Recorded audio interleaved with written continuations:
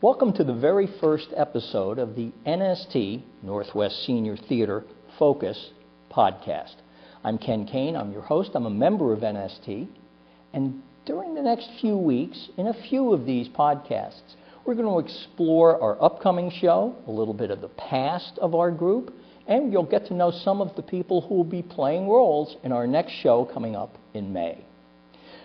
First, I'd like to introduce Areanne Lloyd. She's the president of NST. She's also a cast member.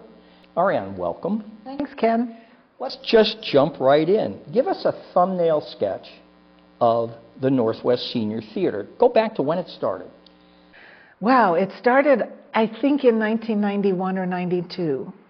I joined the company in 2015, and they had been at Alpenrose Dairy Opera House at that point for at least 10 years. Overall, they were there for 20 years until the whole thing got shut down in 2019.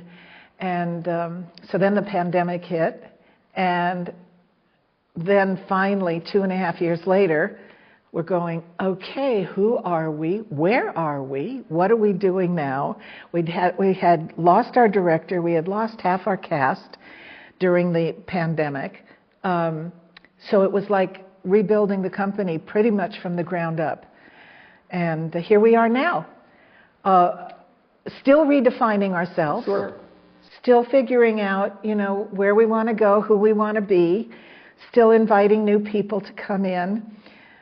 The unique, wonderful thing about NST is the fact that we were pretty much a family. We did a lot of things together in addition to the show. And it was one of the draws, I think, to keep the company together was that we all felt as if we belonged with each other. It was a very special kind of thing, and we're trying to build that up again. Let's talk pre-pandemic for a bit. Okay. What kinds of shows, what kinds of things did NST do? And how often? Twice a year at that point? The same as we're doing now. Twice a year we did a show in May and a show in November. We always sort of considered ourselves to launch the holiday season with a show the week before Thanksgiving. And it was a variety show, more of a variety show than we're doing now, only because we had the stage and the personnel to make it a variety. So there were a few more skits, there were some little bits, there were costume changes. It was a theater, so we had the opportunity to make use of all of the things that a theater affords. Right. Things are a little different now. A little bit, yeah. And it keeps changing. Sure. We had a director before who was with us for 10 or 12 years and did 2 shows a year, created and directed 2 shows a year for 10 or 12 years. And before Sue, Ray was the director for the same thing. Now, we have a wonderful director who's doing our spring shows, and we are looking for a holiday show director. So anybody who might be seeing this who would like to help out putting together a holiday show, let us know. Let's talk about who is a candidate, not necessarily to direct the holiday show, but who's a candidate to be a member of the cast, and do you need performance credits in order to join? No. People who can carry a tune are welcome to be part of this company, as long as they can carry a tune. Sometimes that tune is Happy Birthday. Sometimes. We can't correct people who have a hard time with that part of it, but we can correct choreography, we can correct staging, we can correct delivery, as long as you can carry a tune, and you like to perform, and you like to get in front of an audience and give them your best, you're welcome to join us. Now, what about people who might not be wanting to get out on stage? Is there anything that they can do? Absolutely. We always need additional help. We need help in the lobby. Creating the lobby staff is a job every show. We do have people who come back every show to help out, but we really need more people in the lobby to help out, volunteers. We do 4 shows each show, and we need about at least 10 people, 12 people helping out in the lobby for each show. We also frequently can use people backstage. Now, we can use people who are set designers and builders. We can use people who understand the technology of putting on a show. So if there's anything anybody likes to do around the theater, give us a call. We'll talk about it, and we'll see where we can fit you in. There's even a need for money people, right? My goodness, yes. How could I forget that? NST is always looking for people who make donations, people who are good at selling ads. Joni, who is our marketing person in the company, could definitely use some help getting on the phone to call people who might want to buy an ad in the program, people who know how to find grant opportunities and other bigger scale donors, because, you know, it takes us about $14,000 to put on a show. And we don't get that all back in ticket sales. Sure, right. But so between ad sales and ticket sales and grant money, right, we're still coming along. You and I both have upstate New York in our backgrounds. I want to shift and let you talk a little bit about yourself. Tell me about growing up in the midst of a musical family back in that part of the country. Well, actually, I didn't grow up back in that part of the country. Okay. I was born in Buffalo, New York. Right. It's where my parents met doing Gilbert and Sullivan. There was a Gilbert and Sullivan company in Buffalo, New York, and my dad was in the orchestra playing violin, and my mother was a character actress. And my mother's family was all in it. And they moved to Los Angeles when I was about 15 months old. Oh, wow. But music was always part of the family. We had the cast album of every musical ever performed and written. And my sisters and I would do the dishes at night after dinner and sing an entire score from one of those musicals. I mean, that's how we grew up. I have to ask you, favorite Gilbert and Sullivan show? Well, I don't know that I have a favorite, actually. I just remember Three Little Girls from School Are We? And I can't even tell you for sure which show that's from. Because my folks didn't really do Gilbert and Sullivan. They did community theater when they came out to Sure. L.A. And I'd come home from school sometimes, and my mother would be at the piano playing the piano accompaniment and singing the violin part that my father would play later that night when we were doing musical evenings. I mean, my mother was quite amazing. She could hear a song that she had never heard before, and halfway through she'd be harmonizing to it. So let's talk about favorite shows of yours. Oh, golly, we did South Pacific, we did Oklahoma. What else did we do? Those are the two that come to mind right away. Carousel. Golly, can't even think of the others, but we had them all. Well, and what's interesting is, in some of our shows, we sort of concentrate on Broadway. Yes. And we've certainly done songs from those Golden Age musicals, but just to prove we might be chronologically old, but we're still a little hip.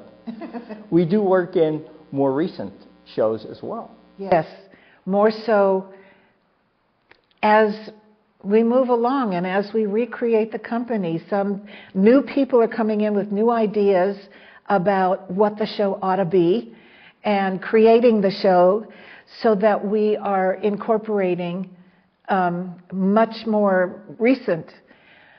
Probably up until a year ago, maybe a year and a half ago, I would say most everything we did was right up to the end of the 40s, 1940s. Mm-hmm.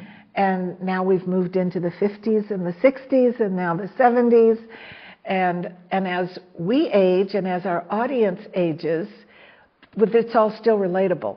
That's true. That's true. We even did, in the Broadway show we did a couple of years ago, we finished the show, we're close to the end, was Wicked, and that's 21st right. century show. That's very true. So we do have to be 55 or older to be in the troupe. Yeah.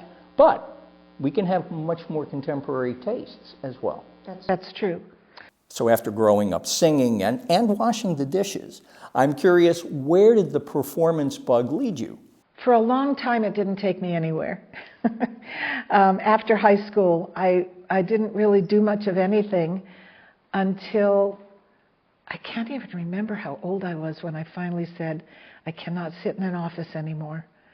and I started going out on auditions, and I ultimately got into a professional musical in Hollywood, and then I got into the actors unions and just did little bits, and didn't really do a lot of singing till I moved up here. 13 and a half years ago. I'll be darned. And I don't know, everything changed when I moved up here, and I became something that I wanted to start doing again. So here I am. Here you are. So let's pick up on that. So you moved here about 13 years ago. How long have you headed Northwest Senior Theater? You know, I can't exactly remember, but I think it was around 2018 when I became president. And it started, it's been a very challenging period of time, I have to say. Oh my goodness. Yeah. I think, and I am coming to the end of my term. Right, after the show's over, a few weeks after that. Well, we'll have an annual meeting in June, which we always do, and the nominating committee will have hopefully already found my replacement. It's just time for me to let it go and give it to somebody who's got new ideas and new energy, especially new energy. So over your tenure, both in the group and running the group, what are you proudest or happiest about? I'm probably proudest about keeping us together as a group during the pandemic. There was a danger that we were going to cease to exist. And I would call Zoom meetings. We would find ways to get together, at least with some people, to keep in mind where we were going. There were some members that stayed involved in finding the new venue that we were going to be performing and rehearsing at, and staying in touch, keeping in touch, calling Zoom meetings, bringing everybody together to see everybody together on their computers. So I'm mostly proud about the fact that NST did not die through the pandemic. I'm very happy about that. Not only didn't it die, but we're going on to our next show, which is in May, Battle of the Bandstands. Yep. I think that'll be a nice valedictory for you, actually. I think so, too. It's beginning to shape up. We're recording this interview. We're about a month into rehearsals at this point. And you'll hear plenty more about the show as we go forward. I think it's a nice way for you to close out your tenure as boss. Thank you. I have thoroughly enjoyed being the boss, but it really is time. I'm getting older, my body is not serving me as well as it did, and it needs new energy. So, happy to go. All right. All right. And we're happy to go too. We're at the end of our podcast. I want to thank you for joining Areanne and me. And I hope you'll be back. We will be dropping podcasts on a regular basis, weekly, bi-weekly, something like that, as we head up toward the show, Battle of the Bandstands, which is coming up on May 7 through 10 at Rise Church here in Tigard. In fact, we are in Rise Church recording this. And I just want to point out that it's a matinee, 2 o'clock in the afternoon, so that people who are reluctant to go out at night, there's a great show for them to come to in the daytime. And in the meantime, even between podcasts, you can check us out. We have a Facebook group called NST, Northwest Senior Theater and Friends. We also have a website which is chronicling our coursing through all these rehearsals, and that is NW Senior Theater, spelled with an R-E, .org. I hope we see you there too. Thanks for joining us today, and see you next time.